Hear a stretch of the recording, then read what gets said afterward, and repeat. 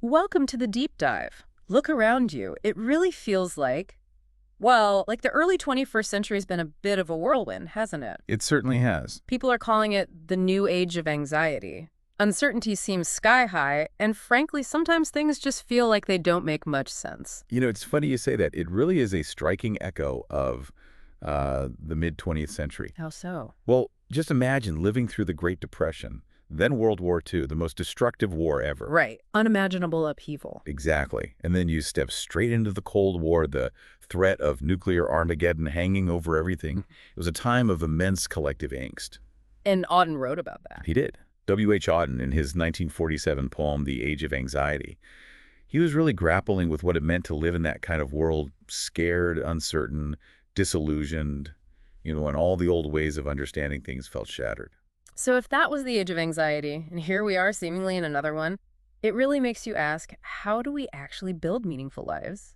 Especially when the world feels so chaotic, maybe even absurd. That's the core question, isn't it? And that's our mission today. We're going deep into a really fascinating new book by Stephen J. Heine. It's coming out January 2025, called Start Making Sense: How Existential Psychology Can Help Us Build Meaningful Lives in Absurd Times. Sounds timely. Exactly. So our goal here is to pull out some powerful insights from existential psychology, stuff that can help you navigate these times, understand why we crave meaning so much, and maybe find some real strategies to, actively create it. Okay, so where do we start with why meaning feels so hard to find right now? Yeah, let's unpack that disconnect. Well, the research points pretty clearly towards a trend, especially in places like America. Our interpersonal connections, Yeah. they seem to have weakened quite a bit compared to, say, a few decades ago. And there's actual data on this, right? It's not just a feeling. Oh, yeah. Solid data. Take families between the 70s and 90s, time spent together, vacations, watching TV, even just talking, it went down. And by 2022, get this, the average American was having only about 3 dinners a week with their family. Only 3. Wow, what about couples? A similar story. Married couples in 2003 were spending roughly 9 hours less per week together than couples back in 1975. 9 hours less? That's a huge drop. It is. And it seems to be part of a bigger global trend towards individualism. And the studies actually link that shift to people feeling less meaning in their lives. Okay, so less connection, less meaning. What's the bridge there? How does that work psychologically?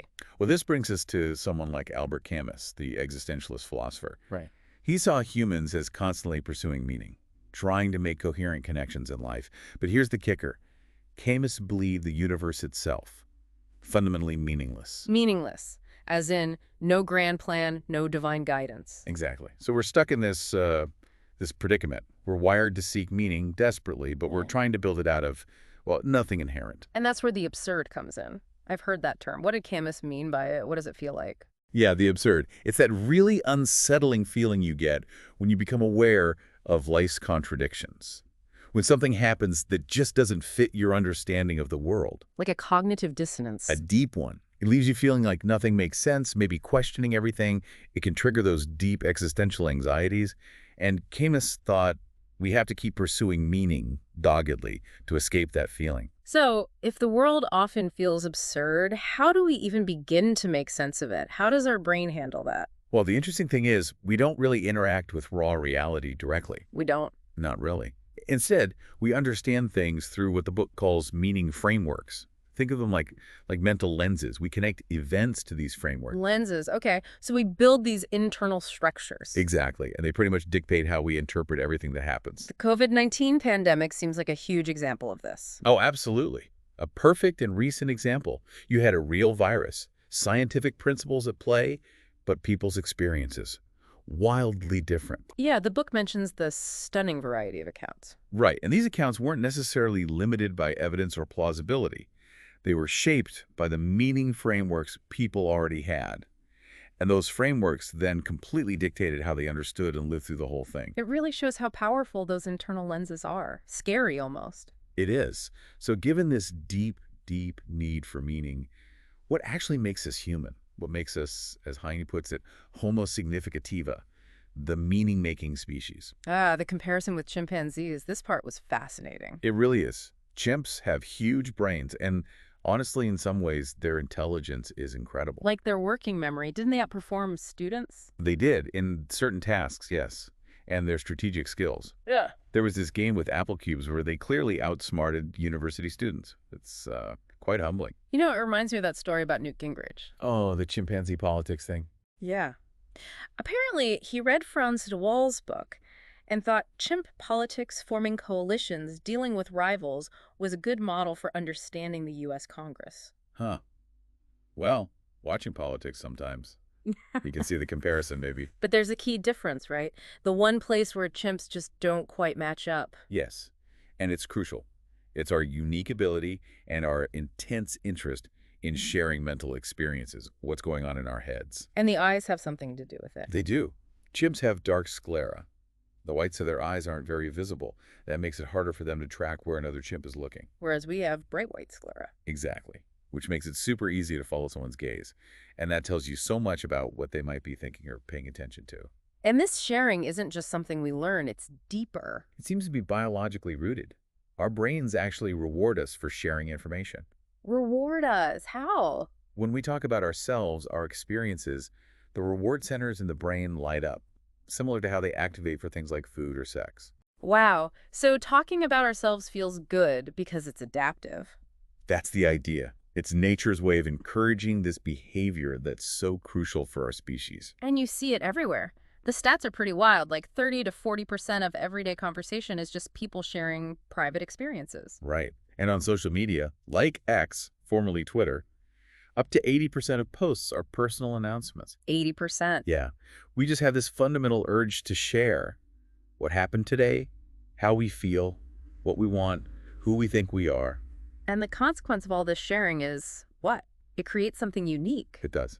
It means humans uniquely live in what the book calls a collectively experienced psychological world.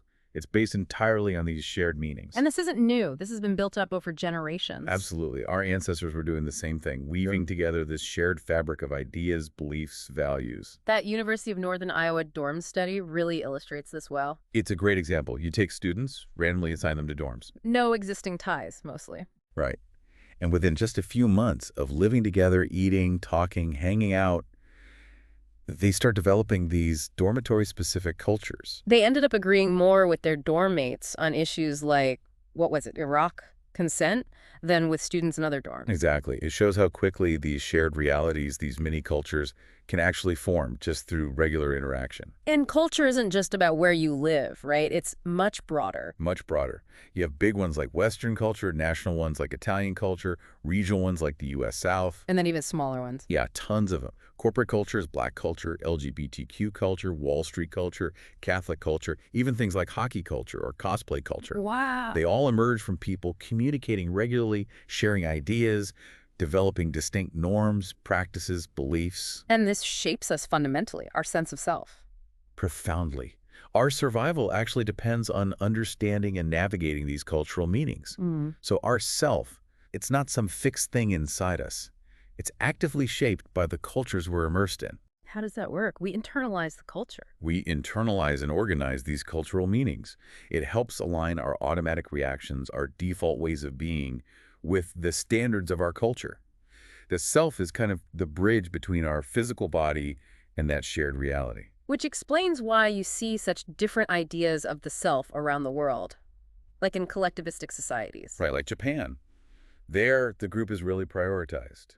Selfish behavior, much less tolerated. That Japanese junior high school example was amazing. Students cleaning the whole school together and making class decisions collectively. Yeah, with real enthusiasm. It's all about group consensus, group harmony. And that focus on the group had real consequences during COVID, didn't it? It did. Those East Asian collectivist countries generally had fewer deaths per capita. Why? Partly because people were more willing to see individual freedoms, like not wearing a mask, as less important than the well-being of the group. So they adopted masks, vaccines more readily. Generally, yes. And this shapes the self-concept. In those cultures, you often find what's called the interdependent self. Interdependent, meaning? Meaning the self is defined primarily by groups, relationships, social roles. Who you are is largely about your connections to others. Okay, so that's contrasted with?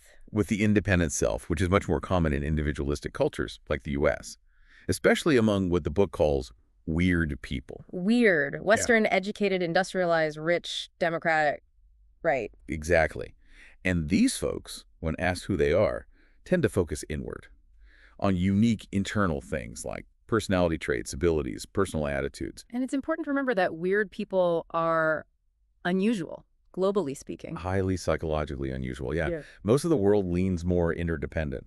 And these differences aren't just trivial, they affect everything. Pretty much everything. How you reason, what motivates you, your emotions, moral values, how you work, how you perceive things, and crucially for our conversation, what gives your life meaning. It shapes your entire reality. So we're driven to make sense, and a key way we do this is through stories, our own life stories. Absolutely. Starting around adolescence, we begin crafting this ongoing autobiographical story. We try to link our experiences, our memories to our goals, our traits, our values. But these stories, they aren't necessarily accurate, are they? Not perfectly truthful accounts, no. The book calls them improvised tellings. We're constantly editing, adding chapters, maybe smoothing over rough patches. To make it all feel coherent, sensible. Exactly. To keep us out of the absurd, as the book puts it. Keep that feeling of meaninglessness at bay. What's really interesting is that while our stories feel unique, they often rely on these underlying assumptions, these shared cultural beliefs. Right. These simple but extremely important premises, as Heine calls them, things like I am good, or the world is just, or people get what they deserve. They're like the foundation stones for the narrative. Precisely. They act as the lenses through which we construct and interpret our own life story. Let's talk about that I am good premise. The story of Paul Frampton, the physicist, that was wild. It really was. Here's this brilliant guy, thinks he's destined for a Nobel. Cleverer than Newton, he said. And he gets totally conned online by someone pretending to be a model. Right. And his own extremely positive self-views, his belief in his own brilliance and deservingness, made the whole scam seem plausible at the time, even when his friends saw it was obviously fake. It shows how hard we work to protect that I am good idea. We use an arsenal of psychological defenses, sometimes even fabrications and embellishments. We do. Though, interestingly, the flip side is that people with really low self-esteem sometimes almost prefer to have their negative self-views confirmed. It fits their premise, you see. So these premises shape how we see ourselves, how we interpret events, sometimes even blinding us. Definitely. Then there's the world is so premise. This connects to something called system justification. And Simone de Beauvoir comes into this. Yeah, her controversial argument in The Second Sex back in 1949. She suggested women were, in some ways, complicit in maintaining their own subordinate status. How? Because they accepted the world as it was. Essentially, yes. Because it was the only world they had ever known. They grew up in a male-dominated system, internalized its logic, and unconsciously accepted it, which helped perpetuate it. It's a tough idea. Very. And later, John Jaws called this tendency system justification. It's this unconscious psychological drive to preserve the status quo, to believe that the way things are is the way things ought to be. Even if it's unjust or oppressive. Even then, because it makes the world feel orderly, predictable, familiar. And that feeling of order can sometimes outweigh desires for, say, freedom or fairness. Familiarity can be a very powerful force against change. Okay, and the third big premise, people get what they deserve. The just world belief. It seems we have this deep need to see the world as fair, even if we have to twist things to make it seem that way. It helps us cope with randomness. Right, like blaming the victim in an accident. Exactly. Someone dies in a car crash. People immediately look for reasons. Were they speeding? Were they drinking? No seatbelt. Why do we do that? It shifts the blame. Suddenly, it wasn't just random bad luck hitting an innocent person. It was someone who maybe contributed to their fate. That makes the world feel less random, less threatening to us. We feel safer if we think we can avoid their mistakes. And this even extends to self-blame sometimes, like with rape victims. Tragically, yes. Victims might think, I shouldn't have walked alone. I should have locked the door. The book cites that 3/4 of women at rape crisis centers blame themselves, at least partly. But why? It seems so unfair. It is unfair, but psychologically, it can be a way to regain a sense of control. If you can blame yourself, even wrongly, you can tell yourself you can change your behavior in the future to be safer.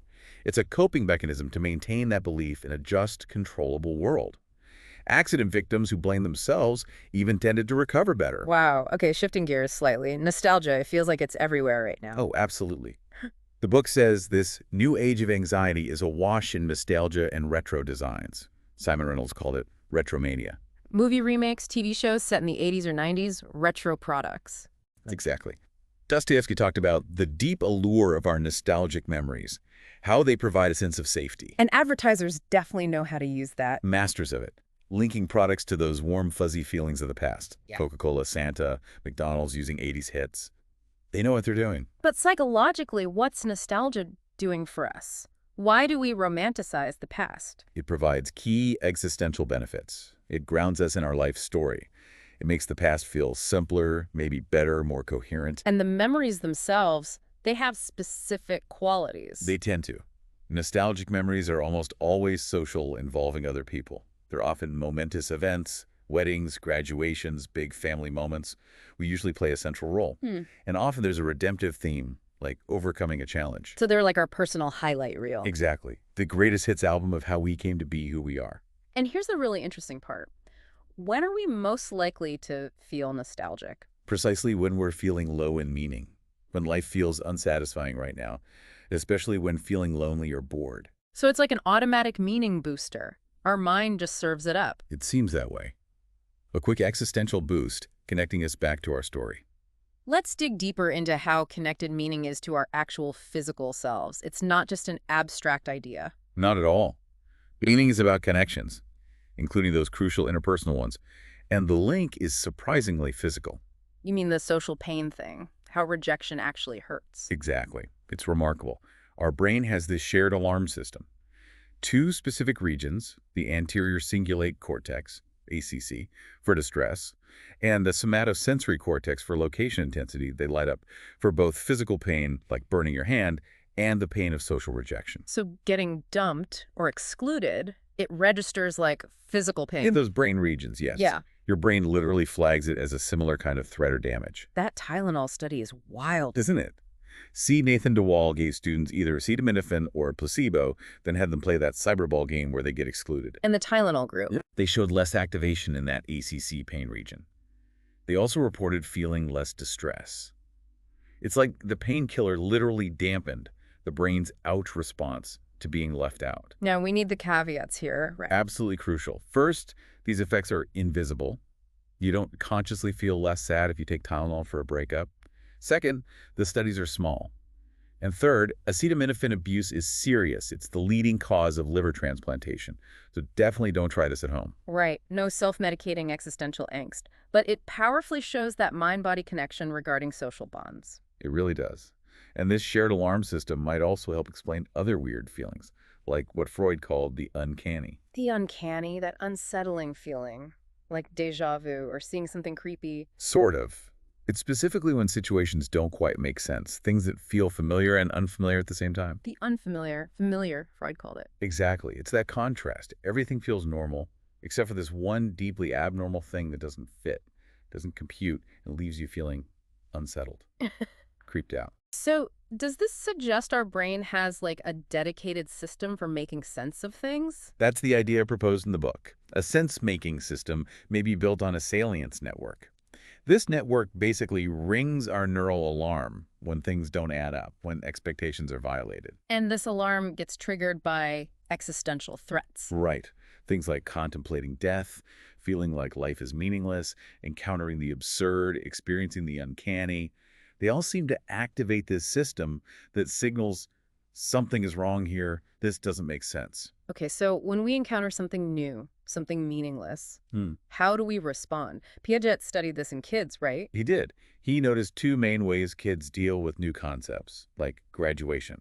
The first is assimilation, or what the book calls faking meaning. Faking meaning, like trying to cram it into an existing box. Exactly. The child might try to relate graduation to something they already know, wizards, church, a birthday party. They're trying to make it fit their existing frameworks. Like that card trick study, the red six of spades. Jerome Bruner's study. Yeah. People saw the weird card, knew something was off, but couldn't pinpoint it. They were trying to assimilate it into their normal playing card framework. And the second response? Accommodation, or what the book calls making meaning. This is when the old frameworks just don't work, so you have to create a new one. You have to actually adjust your understanding of the world. This sounds like Thomas Kuhn's paradigm shifts in science. Yeah. Precisely. Scientists try to fake meaning for a while, fitting anomalies into the old theory. But eventually, the anomalies pile up, the old framework breaks down, and you get a revolution, a brand new meaning framework. Like Copernicus saying the Earth goes around the sun, not the other way around. Perfect example. It overturned Ptolemy's view, which had stood for centuries. And even then, it took like 90 years for most astronomers to fully accept it. It shows how incredibly resistant we are to changing our core beliefs, our meaning frameworks. Deeply resistant. Max Planck even quipped, cynically, that science progresses one funeral at a time. People get attached to their frameworks. So, based on this, Heine and his colleagues developed the meaning maintenance model. Right, with Kathleen Vohs and Travis Pruley. They propose there's a common pattern in how we react to any meaning threat. Anything that violates our expectations and makes us feel like things don't make sense. Like what kinds of threats? Unexplainable events, being rejected, having your self-esteem crushed, even just thinking about death. They all kind of push us into that feeling of the absurd. And they tested this in labs. How? They designed experiments to deliberately induce this feeling, this impactful breakdown in the machinery of sense-making. Like the changing experimenter study? That sounds bizarre. It was. The person running the study leaves the room for a second, and a totally different person comes back wearing the exact same clothes. Participants often felt something was off but couldn't say what. And what happened? How did they react? This is the key finding. Even if they didn't consciously notice the switch, these participants re-grounded themselves by exaggerating their other meaning framework. Regrounded themselves. For instance, in one study, they assigned much harsher punishments for law breaking compared to a control group. Their reaction looked very similar to people who had just been asked to think about their own death. Wow. So when one meaning framework gets shaky, we cling tighter to others to restore a sense of order. That seems to be exactly what happens. The brain scrambles to find solid ground somewhere, anywhere. Let's shift to another big source of anxiety, freedom. Kierkegaard talked about this. You did. Søren Kierkegaard, the Danish philosopher. He had this fascinating idea that anxiety doesn't come from lack of choice, but from the sheer amount of freedom we have. Anxiety is the dizziness of freedom, he said. That's the famous quote. It's like standing on the edge of a cliff, an abyss of possibilities. We have to choose. We're responsible for our choices, but we can never know the outcome for sure. No predetermined path. We have to forge it ourselves. Which can be terrifying and liberating, but also terrifying. And the book argues this is especially intense during adolescence. Absolutely. That's when you face the deepest and widest of abysses. Huge life decisions. School, career, partner, where to live, fundamentally who you are. It's no wonder it's often the most anxious period of life. And this is amplified in certain societies, like weird ones. Definitely. Western, educated, industrialized, rich, democratic societies tend to offer vastly more roles, more options.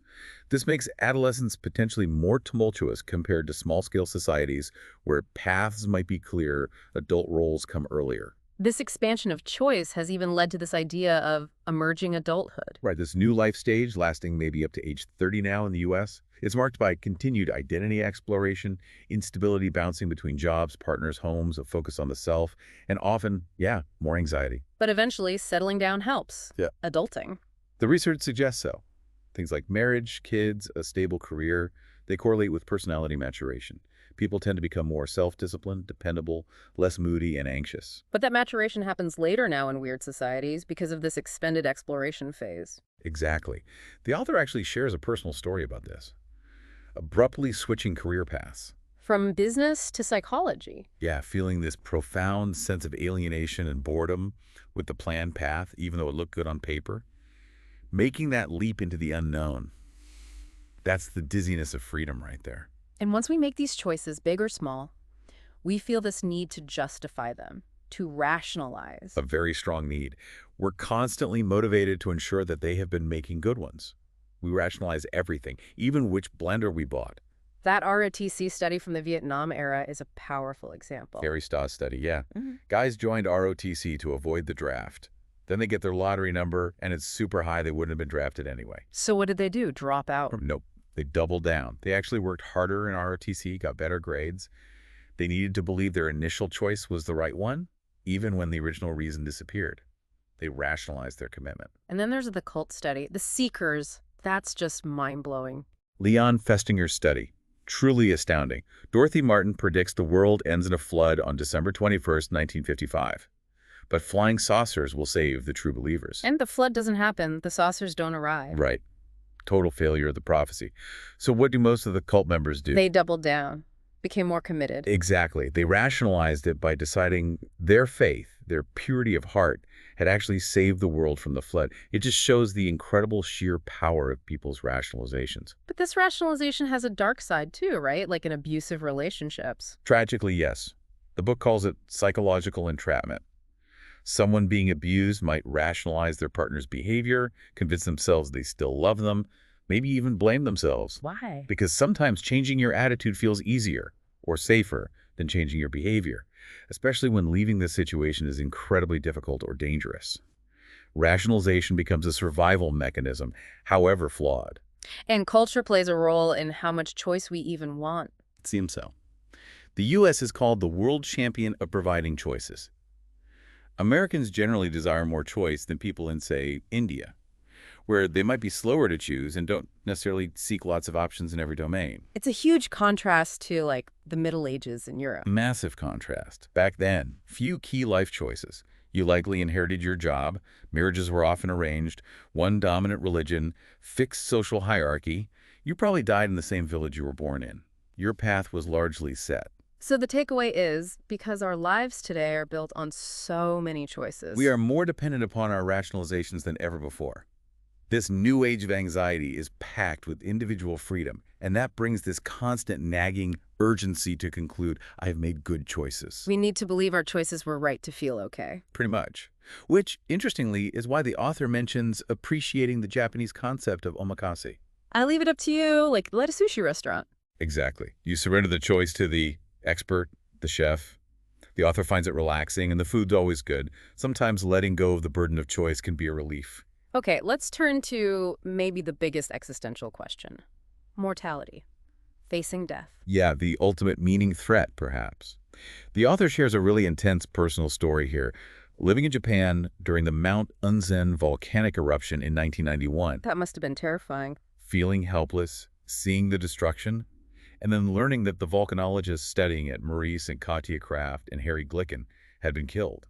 It brought his own mortality crashing home. It's interesting that young kids and chimps don't seem to have this anxiety. Right. Generally, kids under 9 or so and chimps, they don't fully grasp the inevitability of their own death. It's a uniquely human burden, this awareness of our finitude. And Ernest Becker argued this awareness is what drives us to create culture. That was his core idea. We know we're mortal, finite animals. So we create these cultural worldviews, systems of meaning, value, belief, to make our lives feel significant, to feel like we transcend our physical limitations. This is the foundation of terror management theory. Exactly. Developed by Greenberg, Pachinski, and Solomon. It argues we manage this deep terror of death by striving for symbolic immortality. Symbolic immortality, how? By believing our culture, our nation, our values will endure long after we're gone. And by living up to the standards of that culture, we feel like we become part of something larger and more permanent than ourselves. We live on symbolically. And there's research backing this up. Thinking about death makes us. Yeah, consistently. Reminders of mortality tend to make people more patriotic, more insistent on cultural norms, harsher towards those who break rules, more interested in status symbols, even more interested in having children to pass on their genes and values. It's all about clinging to things that feel like they'll last. Pretty much. Ways to feel like you're part of something enduring. So, if mortality is such a driver, where do people find meaning today? Science, religion. Well, it's interesting. Science has obviously improved lives immensely, longer lifespans, technology. But the research suggests scientific worldviews often don't provide people with the sense that their lives are meaningfully purposeful. How come? Think about Darwinism, for example. It explains how we got here, but it doesn't offer much guidance on why we're here, or how to live, or comfort in a crisis. Whereas religion, Belief in God, or a higher power, is reliably linked to stronger feelings of meaning. It offers things like prayer, a sense of connection to something mystical, answers to big questions. but religion's declining in the U.S., right? The nuns are rising. Significantly. Church membership dropped from about 70% in 2000 to 47% in 2020. And the knowns people with no religious affiliation went from 5% in the 70s to 30% by 2020. But that doesn't mean people aren't spiritual. Not at all. There's this huge rise in these spiritual but not religious. Yeah. About 27% of Americans in 2017. And what does that look like? It's often very individualistic. People maintain spiritual beliefs, but pick and choose practices a la carte. Maybe yoga, meditation, tarot cards, crystals, beliefs in aliens, psychedelics, shamanism. Elizabeth Gilbert's idea of cherry picking, what resonates with your spirit. Exactly. And the key finding is that these spiritual beliefs, even outside organized religion, do correlate with more meaningful lives. Why? What do they provide? A sense of being part of something vaster, maybe mystical experiences, feelings of interconnectedness. It seems keeping an open mind about, well, transcendental realms tends to boost existential well-being. Okay, but what happens when our meaning frameworks don't just wobble, but completely shatter? That can be incredibly damaging. The book mentions Zersetzung. That Stasi tactic, decomposition. Yeah, the East German secret police used it. A truly cruel psychological strategy. They'd systematically undermine a dissident's reality, spread rumors, mess with their belongings, make them doubt their friends, their job, their own sanity. The goal was to just break them psychologically. Exactly. Yeah. Leave them totally disoriented, terrified, unable to function. The psychological damage was often severe and permanent. And the disturbing idea is that similar effects, maybe less intense, happen in everyday life. Disturbingly common, yes. Even something like boredom. Boredom. That seems trivial. It feels trivial, but the book calls it a corrosive force. Boredom is essentially the signal of an absence of meaning. Your current activities feel pointless, disconnected from your values. It's the opposite of feeling engaged and purposeful. We definitely hit new thresholds of boredom during the pandemic lockdowns. We sure did. And that correlated with spikes in depression and anxiety. Huh. But interestingly, boredom can also be a catalyst. A catalyst for what? For seeking meaning. It can prompt curiosity, creativity, nostalgic daydreaming, connecting more strongly with groups, even religious searching. It's a signal that you need something more meaningful. What about more serious disruptions, like trauma? Trauma can definitely cause lasting effects by shattering core beliefs about the world or oneself. One study found that experiencing more trauma actually correlated with having more polarized political views. Really? Conservatives got more conservative, liberals more liberal. Exactly. It seems like a way of regrounding oneself in a strongly held belief system when the world feels chaotic and unsafe after trauma. And disconnection is a huge factor here too, right? Especially regarding suicide risk. Massive factor. A sense of continuity in your life story, feeling connected to your past and future, is protective. Look at the example of Canadian Indigenous communities. The ones with stronger cultural continuity. Right. Those communities that had more markers of connection to their past, things like land rights, self-government, cultural facilities, had significantly lower youth suicide rates. It powerfully shows how vital that connection to a collective past and culture is. And negative life stories. Contamination themes. Yeah, when a story goes from good to bad, that narrative pattern is linked to depression, lower self-esteem, less life satisfaction, even poorer physical health. And the single biggest predictor... Social isolation. Sadly, yes. Social isolation is the most reliable predictor of suicide risk. We are, as the book says, an ultra-social species. T.S. Eliot wrote about the terrible awareness of his isolation. And it correlates with smaller families, divorce, fewer friends. All those weakening ties we talked about earlier, even losing work, like through retirement, can be existentially fraught because work provides identity, purpose, social connections for so many. But then you have stories like Viktor Frankl's. Incredible. In the concentration camps, he lost everything. Yet he witnessed firsthand humanity's fundamental need for meaning. He saw people endure the unimaginable by finding or creating some reason to keep going. So adversity doesn't always destroy meaning. It can create it. It absolutely can. Facing immense challenges can spark profound meaning-making efforts, leading to resilience and even growth. Okay, so after exploring all these challenges, the big question is, what can we actually do? How do we actively build meaning? The book offers practical strategies. It does. Real research-backed techniques you can actually try. Like what? Give us the highlights. First up, expressive writing. James Pennebaker's technique. It's simple. Write about your deepest thoughts and feelings about an emotional issue. Just 15 minutes a day for 3 days. And this helps. How? It seems to help people organize their experiences, especially traumatic ones, into a coherent story. It helps create narrative order out of emotional chaos. Helps you literally write yourself out of the absurd. Okay, what else? The self-grounding exercise. This one's surprisingly powerful for how quick it is. You just take a few minutes to reflect on a core personal value, family, creativity, justice, whatever matters to you, and write a short paragraph about why it's important. How does that help? It's a potent reminder of who you are and what you stand for. It bolsters your sense of self and meaning.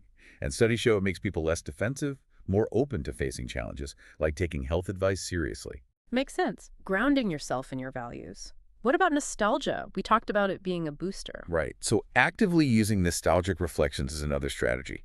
Your memories are a resource. When you're feeling adrift or low on meaning, deliberately recall those positive, meaningful past experiences we talked about. The greatest hits album. Exactly. It provides that existential boost. It reinforces your life story, connects you to others, makes you feel authentic, and can even reduce anxiety, including death anxiety. Okay, interesting. What about psychedelics? That's a hot topic. It is. The book acknowledges the psychedelic renaissance.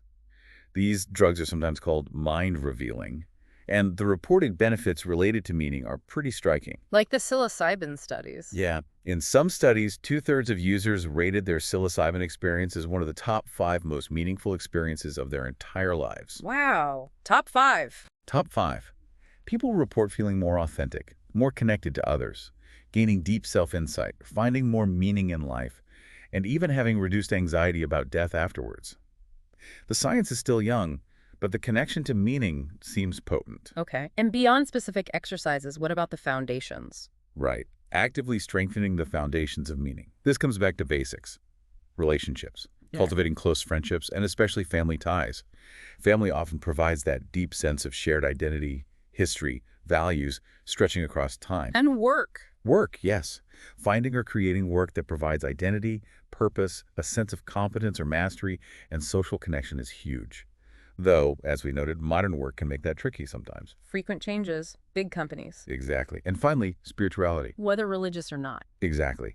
Having some belief in a transcendental realm, feeling in part of something much vaster than themselves, that consistently correlates with people reporting richer, more meaningful lives, it provides a bigger context. So weaving all this together, there's one more big idea. The hero's journey. Yeah, framing your own life, using that narrative template. It's such a common pattern in stories, Star Wars, Harry Potter, ancient myths. The quest, the allies, the challenge, the transformation, the legacy. Right. The idea is you can consciously apply that template to your own life story.